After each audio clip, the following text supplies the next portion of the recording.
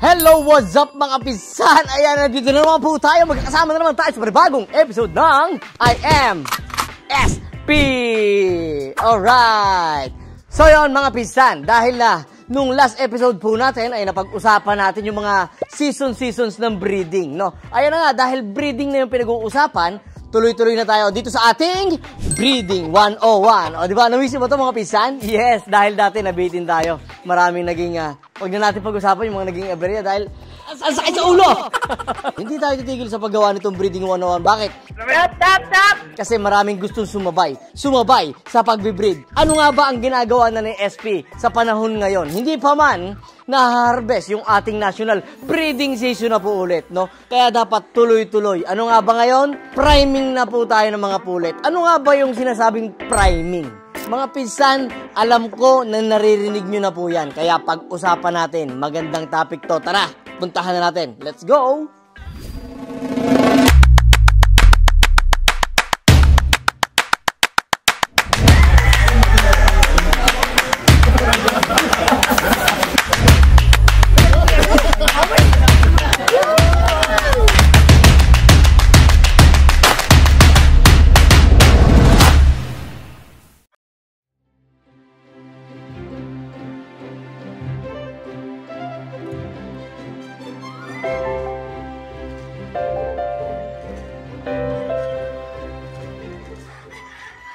Ayon mga pinsan, ito po yung ating flying pen.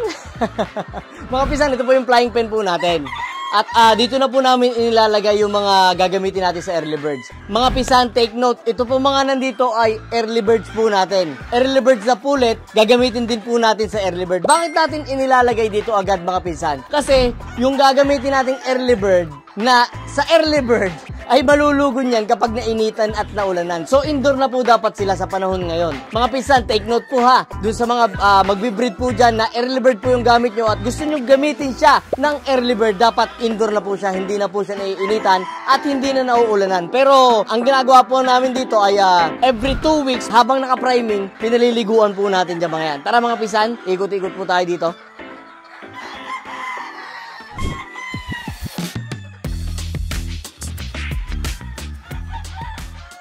Ayun mga pisan, nandito to. Ito ay siguro 24 na butas, tapos taga-4. Meron pa po doon sa baba na pinapriming din po namin eh. Tapos, yung ating mga pulit dito, magkakahalo pa sila. Kasi mga bata naman to, hindi naman agad sila mag-aaway-away. Ayun mga pisan, kasama natin dito si Doc. Tingnan natin, ito po ang aking veterinary consultant. Ayan si Doc, makakasama natin mga pisan. Ito maganda, makakasama natin. Marami tayong matatanong. Dahil ako dati, nakikipriming lang din ako eh. Kaya mga pisan, ang linyada na nandito, magkakahalo. Meron ditong black, merong sweater, merong tornado hats. Basta marami mga pisan. Doc! Ayan, pwedeng makasama sa content. Meron pala dito mga puti. Yan mga pisan, dito na rin natin. Doc, pinalalaki natin yung mga itlog, no? Oo po. Kasama sa priming yon. Kasama sa priming na yung pagpapalaki natin ng itlog. Kasi meron na tayong standard na basihan para makita na maging good fertility ba yung itlog. Kasi minsan may mga maliliit, fertile din naman. Kaya lang, mas maganda na ho, nandun na tayo sa standard na sukat. Okay? Kumbaga, bago pakastahan, dapat kita natin na malalaki ng itlog. Teka lang, kukuha ako. Doc, pahawak nga ako ng mic natin. Kukuha lang ako ng isang maliit na itlog. Ayun mga pisa, kumuha ako ng isang sample ng itlog. Doc, ito yung natin, sample no, ng itlog natin. Ibig sabihin, susukatin pa? Yun, pwede pong sukatin pagka meron yung mga, boss, yung mga tawag nito, yung mga eksperto na. Ngayon, ito, para makasigurado tayo, tinitimbang natin. Timbang? Anong timbang? Baka meron mga yan? Yun, ang good size at saka ang pinakamagandang standard size ng itlog ng ating mga inahin ay 40 grams, boss. 40 grams? Ayun mga pisa, 40 grams ha. Okay. Dahil bago isa lang, mas maganda. Yes, boss. Yes. Dapat kasi ang purpose po noon, mas maganda. Kung maliit, fertile din naman. Kaso lang, paglaki na, paglabas ng sisi, maliliit, ganyan. Mas maganda po yung, doon na tayo sa standard, hindi na tayo maghula-hula. Ibig sabihin, titimbangin to para maganda yung Para kung gusto nyo, sigurado. Pero kung matansya nyo yung 40 grams, pwede naman pong tansyahin na lang. Oo, kasi dati tinatansya ko lang din naman. Tinatansya lang din naman. Pero, Doc, ano yung age naman ng pulit na, kumbaga, malapit na siya na lumaki talaga yung Actually, pinaka-perfect gamitin?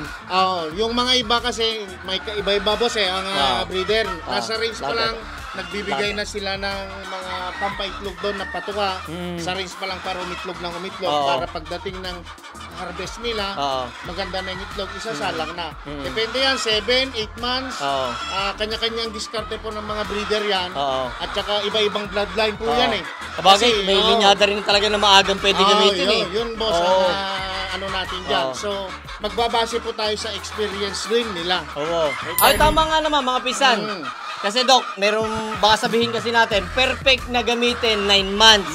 Baka kasi meron na magsalita dyan, bet ako 7 months pa lang nagagamit ko na. Depende po talaga yan sa experience ninyo.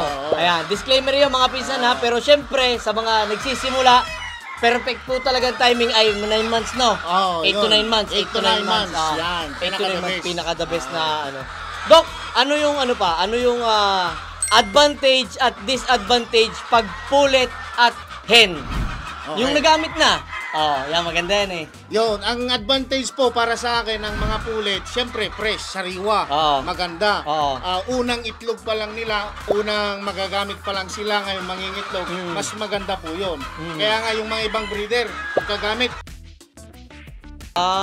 yung iba. Ngayon, yung iba naman, after 2 years, yung mga kagaya ko na backyard, ay syempre, kahit magulang, ginagamit ko dahil gusto ko magparami ng manok. Pero kung sa atin, kagaya nyo boss, kailangan mga 2 years.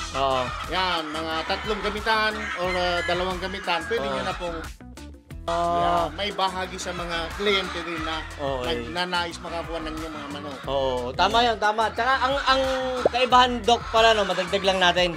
Kasi sa pullet, kailangan mo pang i-priming palakihin. Kasi pag hen na, malaki na talaga yung hen kasi mga 7 days to 10 days ang priming na lang ho nun. Kasi ligo, purga, ganun na lang yun. Kasi malalaki ng itlog nun boss eh. Hindi na natin kailangan palakihin. Pag pullets kasi, 1 month preparation bago isa lang, kailangan kasi ma-prime natin. Kasi baguhan sila eh. Yung mga dati, expert na, kumbaga, diba? May experience na, konting priming na lang ang gagawin natin.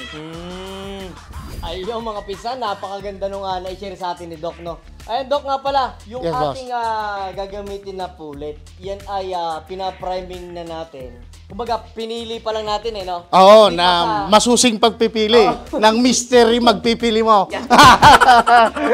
Sana all. Hindi pa sa sure na gagamitin. Pero boss. Yung gagamitin natin na pullet, at least naka-priming na, no? Oo, boss. Kailangan naman yun talaga na ma-priming talaga. Lahat naman, isasaayos na natin eh. Hindi naman yung basta-basta ng priming na yan, ganitong farm, gagaya nyo, ang mga kliyente natin, para wala naman humasabi. Para maging maayos yung ating mga sisiw talaga. Ayun Doc, nga pala, doon sa ating mga pinsan na nagtatanong, napakaganda na ng topic natin eh. Kasi breeding na talaga to eh. Boss, tama. Ibig sabihin, nag-vaccine na kasi tayo eh. Kailangan nating i-share sa kanila. No? Ay mga pinsan ha, tinutol ko muna dahil yung vaccine po namin, sa range na po kasi kami nag-vaccine, no? Doc, nung ang binaksin natin ay 4-in-1. 4-in-1. So, meron na siyang coryza, Newcastle disease, infectious bronchitis, at saka egg drop syndrome, boss. Yun. Ngayon, papaliwanag ko, boss, na bakit hindi na tayo nagbakuna ngayon dito sa ating mga pullet. Kasi nung sisiw pa sila, meron na silang live na infectious bronchitis, meron siyang Newcastle disease na live vaccine. Kasi day 14 tsaka day 7, day 28, meron din. Basta complete po vaccination kami dito. ILT lang po ang wala pa po kami. Rio, meron na. Marex, nag-vaccine na tayo. Then, ang pinakahuli, yung 4-in-1 nga, para good for 6 to 1 year po kasi ang validity noon. Kaya hindi na ho kami nag-breeders vaccine dito. So, naka-carried pa naman ho yun hanggang next year. Yun. Ibig sabihin, Doc, doon sa kanila, tinatawag dito is maternal breeding to eh, no? Maternal breeding to eh. Yung inahin nila ngayon, yes, na gagamitin, kailangan nilang vaksinan bago maganap yung priming. Tama? Yun. Yan. Yung 2 months, mga kapinsan, 2 months prior sa salang ho ninyo, saka po kayo o kaya sa priming, bakunahan na natin po ng 4-in-1. Kaya yung breeder's vaccine, pwede pong 5-in-1 kung gusto nyong magbigay ng Rio virus, boss. Yung nalulumpo yung mga yung namamagaho dito. Rio virus po ang tumatama doon. So, meron naman yung 5-in-1 na breeder's vaccine na may kasamang Rio. So, pwede ho yun ang gamitin. Pero dito, ang ginagamit pa lang ho namin ay 4-in-1. Soon to may Rio kasi nga may Rio na rin po kami dito. Pero, pinapaliwanag ko nga po, yung sabi ni boss kanina na maternal immunity ang tawag doon. So, ang sinasabi, babakunahan ng nanay at tatay para maipasa sa sisiw. Okay.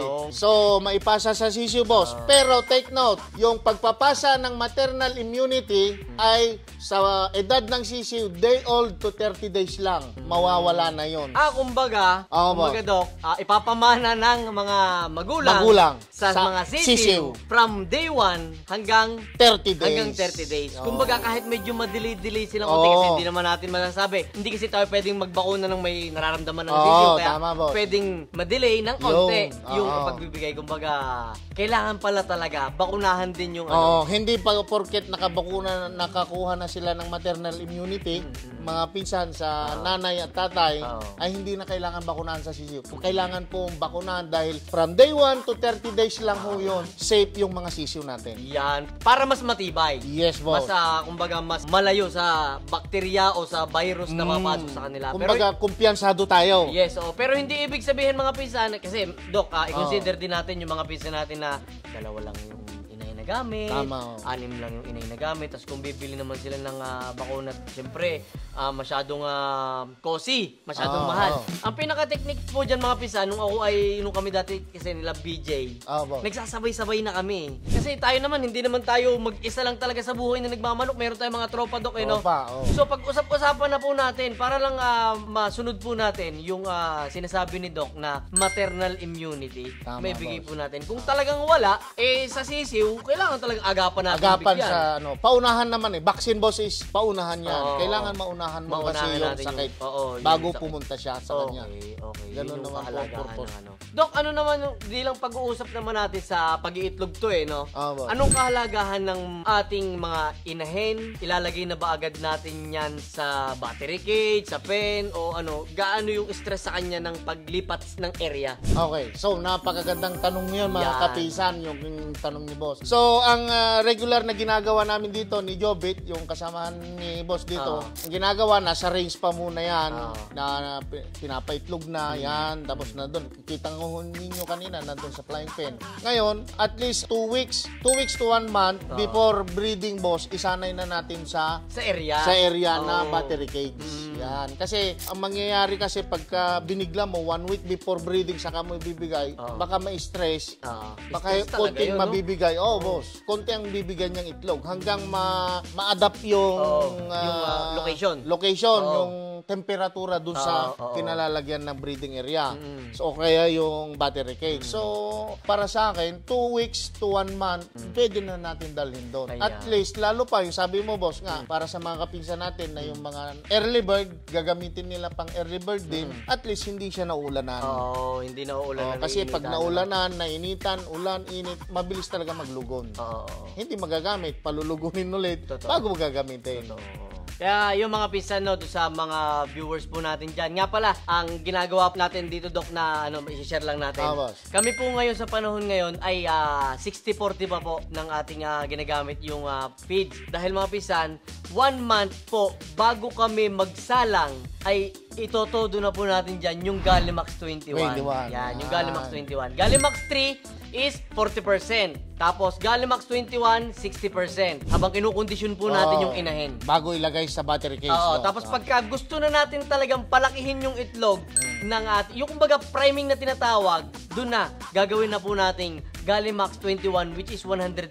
Mga pisan, ayan po, highly recommended po namin. Hindi pa man po kami talaga nag-i-endorse ng salto na to. Gallimax 21 Gallimax 21 na tayo. Grabe talaga magpa-itlog yun. Iba.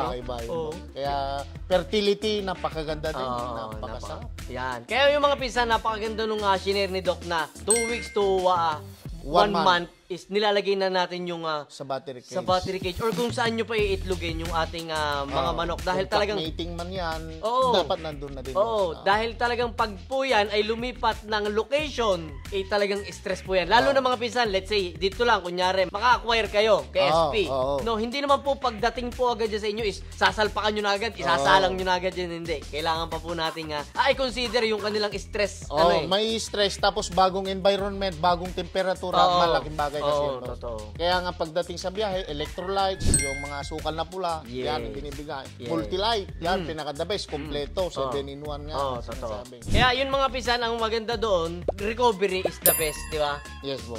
Ayun, Dok, uulitin ko lang, no? Boss, Babalikan lang natin yung sa bakuna kasi nung wala pa po mga pisan si Doc Alex dito sa aming farm, nung po kami nagbabakuna, medyo na late na kami, Dok, eh.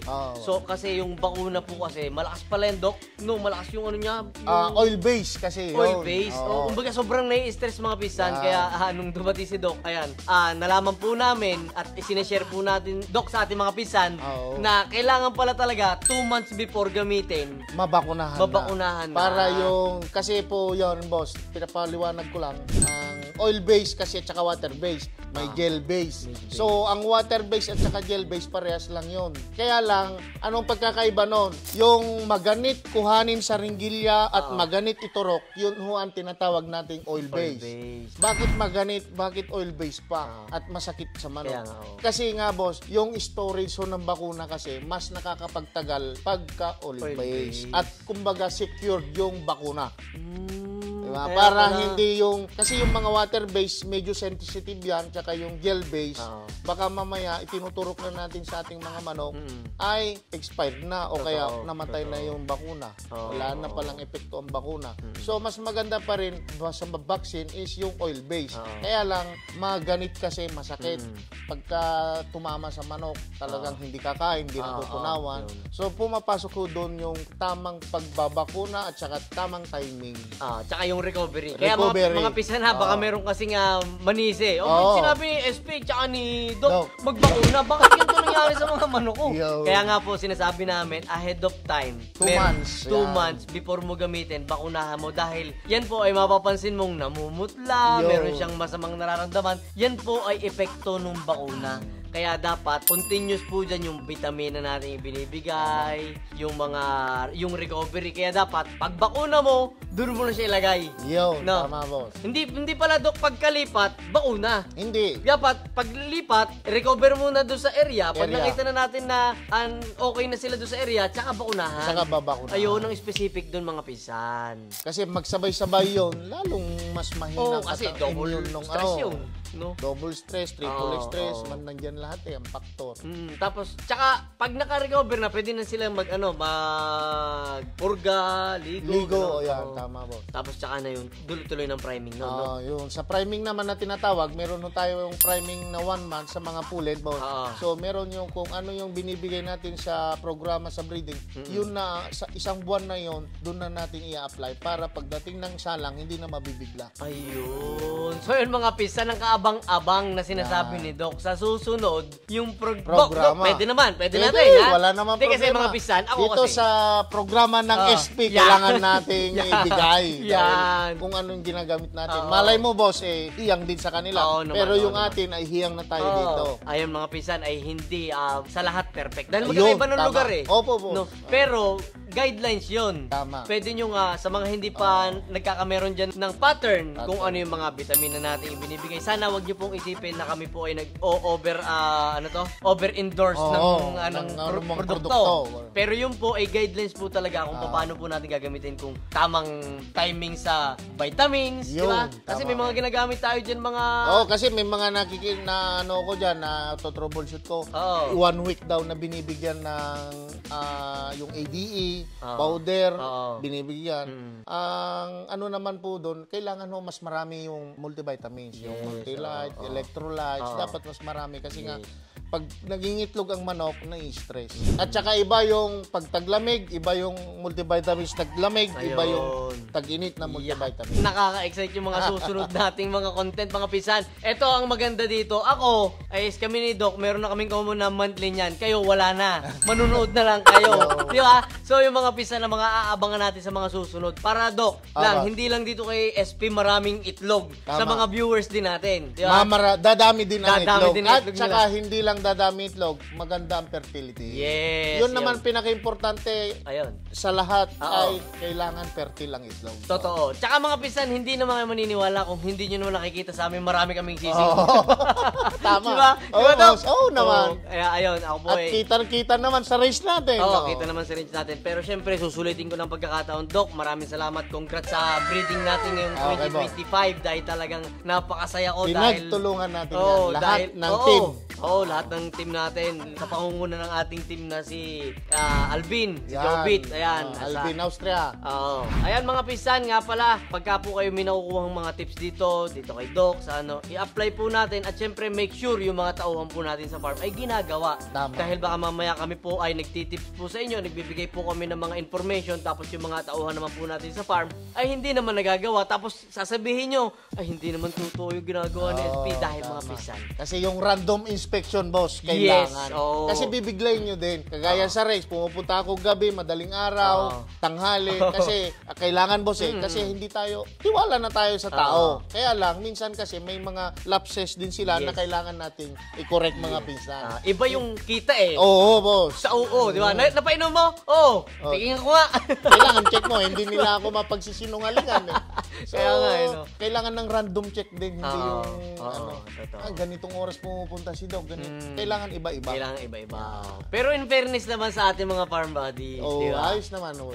Ayos naman. Kumbaga, chinecheck lang natin, naninigurado tayo kasi ano po itong mga pinsan, pera ang pinag-uusapan, ang gastos, patuka, bayad sa gamot, bakuna, sa akin, ni boss. Paano na yan? Kaya dapat mabusisi talaga yung industry natin mga pinsan, kaya dapat sure talaga na nagagawa yung mga instruction natin sa ating mga farm buddies. Ayun mga pinsan inuulit ko, pinakikilala ko sa inyo ang ating veterinary consultant, si Doc Alex. Mga pinsan, ito naman ay hindi ko pinamimigay at hindi ko pinapapirate. Hati-hati tayo, maraka naman lang sa bola. Joke lang ito. Hindi, ayos lang, boss. Kita naman Joke lang ito. Komedyante lang. Ito po maganda mga pisang, kontakin nyo po na nasa screen po natin kung gusto nyo pong meron ng farm consultant dahil ako man mga pisan, mahaba-haba na rin naman Doc ang experience namin. Kahit mahaba-haba yung experience po namin, meron na po kami nalalaman, nagtuturo pa rin man ako sa mga viewers po natin. Syempre, may kaakibat pa rin tayo na mga mas marami yung experience kumpara sa atin. Dahil alam ko sa inyo, maraming problema sa breeding, Doc, mga kaibigan natin. Kaya ayan mga pisan, yung contact number at Facebook at nga pala mga pisan, i-follow nyo po siya sa kanyang page. Ayan. Pwede nyo po siyang makontak dyan for farm veterinary consultant si Doc Alex. Doc Alex, maraming salamat. Ayan. Salamat din po sa tiwala. At mahaba pa pagsasamahan natin. Oo naman. Huwag mo akong iwan pag marami nang Hindi ka pwedeng iiwan. Ayan mga pisa, maraming salamat po ha. Mga pisa, kasabay po natin si Doc Alex. At hindi matatapos ang ating magandang samahan. Mga pisan, tutok lang dahil ang ating Breeding 101 kasama si Doc Alex. Alright, matibay. Alright mga pisan, kita-kits sa mga susunod na episode ng I Am SP. Alright, thank you.